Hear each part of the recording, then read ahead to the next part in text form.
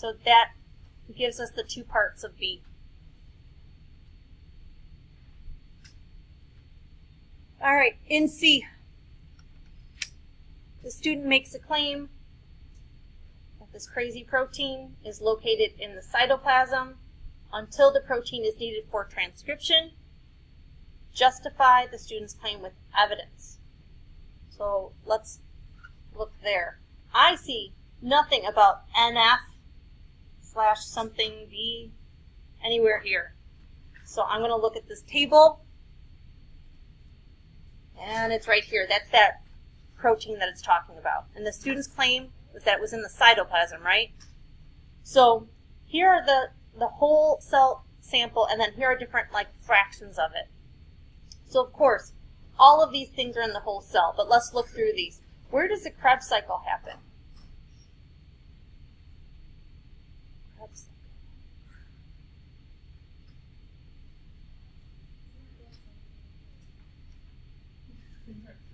You had to guess. Krebs cycle. Sometimes you call it the Kelvin cycle. Or not the citric acid cycle. Oh. So I misspoke. The Kelvin cycle happens in the chloroplast, but the citric acid cycle, which is another name for the Krebs cycle, doesn't happen in the chloroplast, but in the mitochondria. Oh. Okay, so knowing that, what fraction? So we know now that fraction 1 is where the mitochondria are. DNA polymerase. Where would I find that enzyme? We talked about DNA polymerase today in class. Oh, what did it do?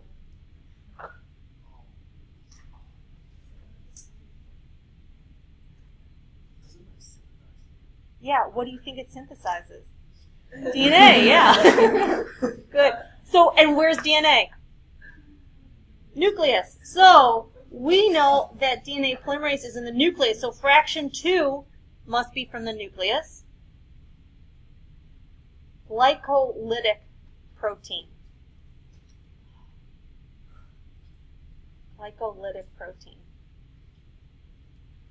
This one's rough. Where does glycolysis happen? Everything does glycolysis. It happens before the Krebs cycle. Elephants do it, bacteria do it, we do it. Everything that's alive does glycolysis.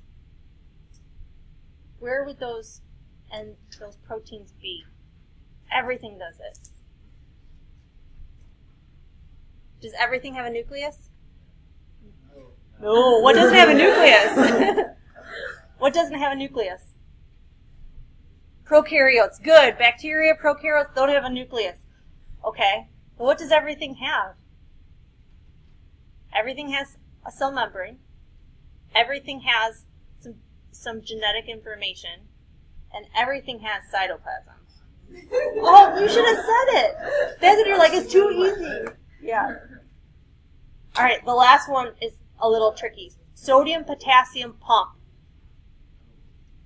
What do pumps do? What do pumps do? Brandon knows. What do pumps do?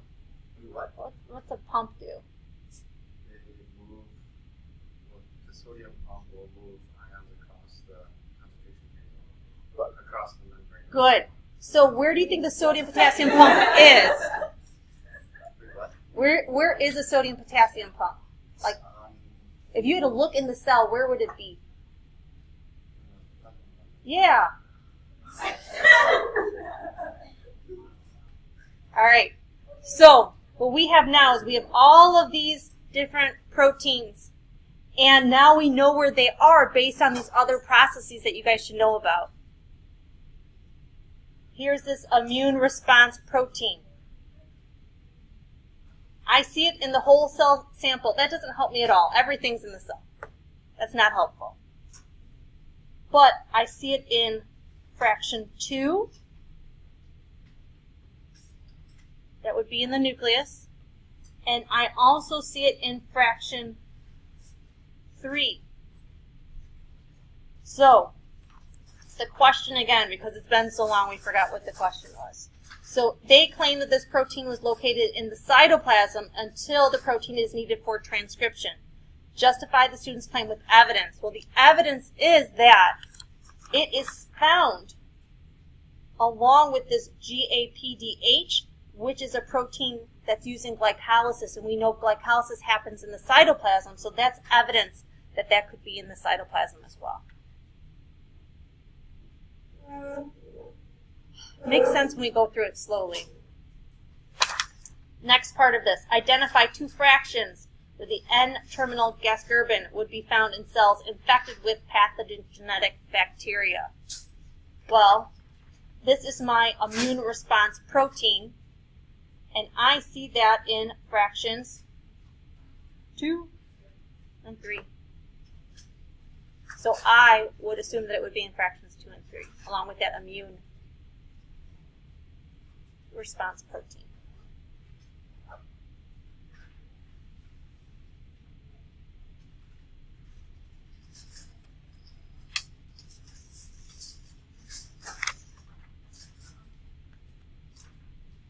Okay, we're only through C, that's why it's a long FRQ. Oh, that's just C. On to D. Describe the most likely effect of gasgerbin pore formation on water balance in the cell in a hypotonic environment. So, here's my cell, here's the pore. This says it's in a hypotonic environment. So that means a solution outside the cell is hypotonic. Which way will water go? In the cell or out of the cell through that pore?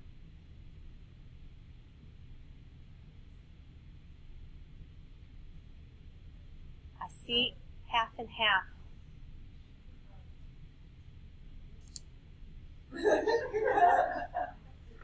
Let's review real quick.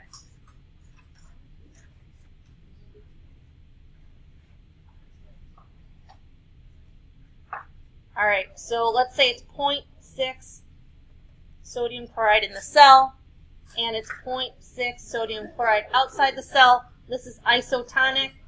Water will still move, but it will move in equal amounts in and out of the cell, equally. Still moving, but equally. Same cell.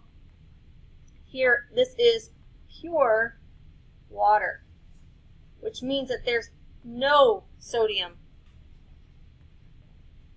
Is this a hypotonic solution or a hypertonic solution? Hypo, yeah. Water is always going to move to where there's more solute, which means that it's always going to move to where the higher amount of solute is, or I could say water moves from a high concentration to a low concentration, because pure water is 100% water, but this is 0.6% sodium chloride, which means that that is like, what is that, 99.4? How much water? If this is 0.6% sodium chloride,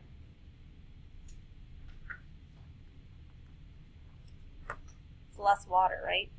So water's moving from a high to low concentration, but that gets confusing because we don't give you water concentrations, we just give you solute concentrations.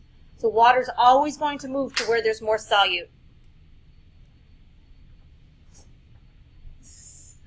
How much salt would be out here if it was hypertonic?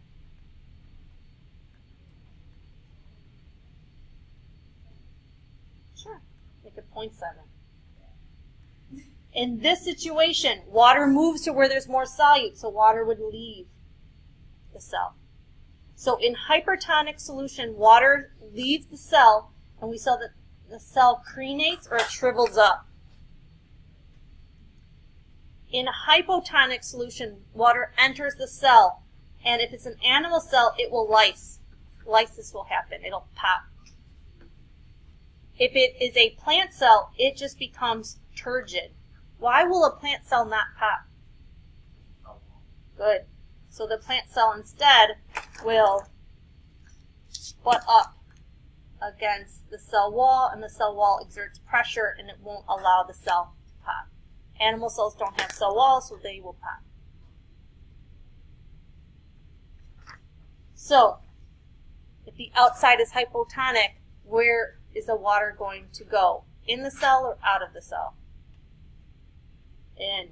So water is going to rush in the cell, and when water rushes in the cell, what's going to happen to this cell? It's going to burst. So this is part of the immune response. The first part is we activated this enzyme, and it created an active signal molecule to stimulate the immune system. And the second part is now that we have this open pore, the cell can go through apoptosis now, and it can kill itself. So it won't be there to, for more bacteria to reproduce inside of it. So, describe the most likely effect. Water will rush into the cell through that pore, because water moves from a hypotonic environment into the cell. And in E, explain how pore formation and interleukin release contributes to defense.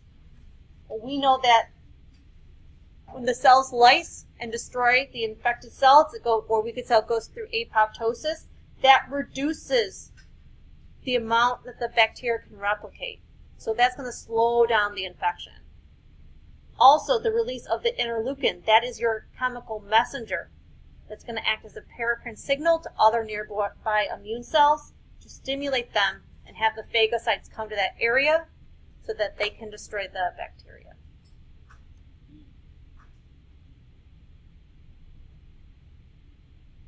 So this was, and usually in these bigger FRQs, this took stuff from 3 or 4 different units and it pushed it all together.